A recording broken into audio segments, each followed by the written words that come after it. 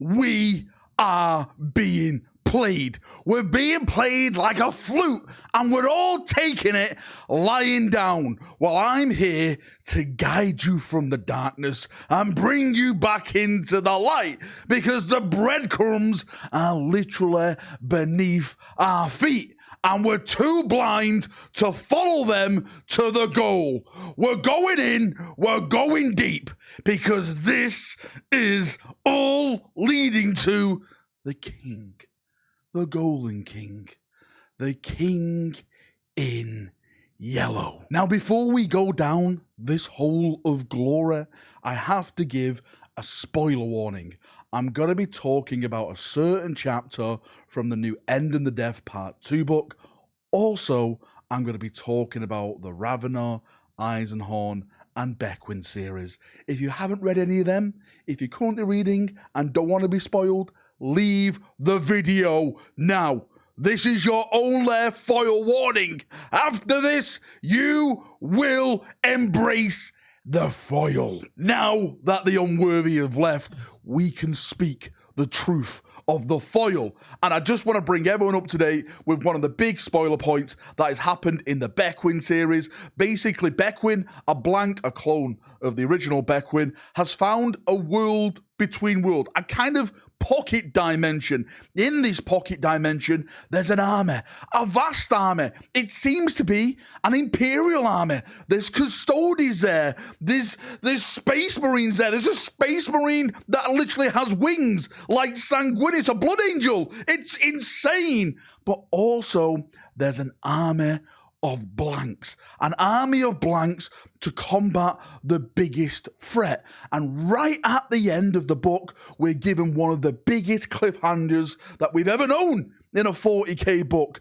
The text is decoded that the King in Yellow, the leader behind everything that's been going on, his name is decoded as Constantine Valdor, the right hand of the Emperor, the Triarch of the foundation of the Imperium. You had the Emperor, Malcador, and you had Valdor. Two of these beings are no longer around. Well, technically, one kind of is. He's in and out of the deathless state. Malcador is dust, and Valdor was lost to the age of myth and whispers. But it seems he's been found again, and he's at the head of a brand new army. But what does this all mean? Why does this connect to the End and the Death? What are the breadcrumbs you keep going on about Valrak? Well, I'll tell you what the breadcrumbs are, my friends. In the brand new End and the Death Part 2, there is this chapter. It's in the background right now. What does that chapter say? Pandemonium. Remember that word, pandemonium, because this chapter is all about Valdor and his battle on the Vengeful Spirit. But why does it matter? Why do the words matter? This is not a nuncie, right? Words can't do me harm. They can do even worse, because we know the third part in the Beckwin series is called Pandemonium.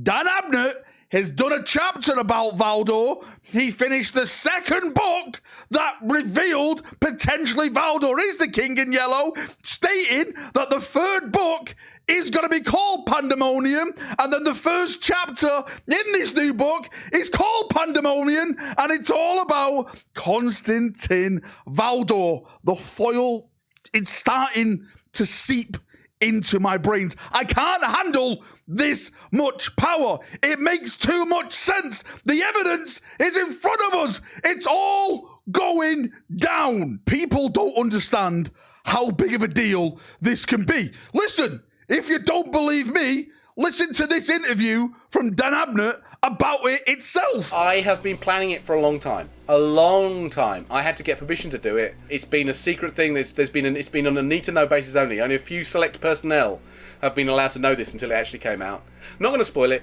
except to say, yes, there is a huge twist. There are quite a lot of huge twists, actually, but there's one particularly huge twist in it. It's going to have massive ramifications for, if nothing else, for the third book in the series, Pandemonium, which is due, and it will probably have great ramifications for the Eisenhorn Inquisitor series, and I think it will probably, in the long run, have massive implications for the universe as a whole.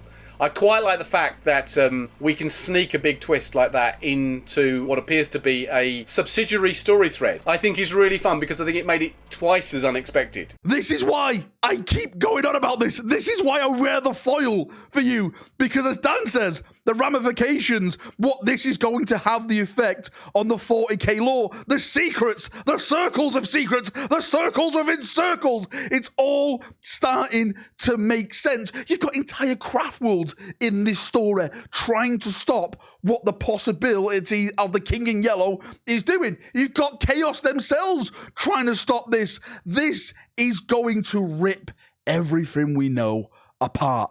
And I, for one, cannot wait. And it should be soon as well, because we're about to get the third and final book of the Siege of Terror series, The End of the Death, Part 3. I think that's coming out in, is it February or something like that? Sometime next year, early next year. Then after that, surely it has to be this book, Pandemonium.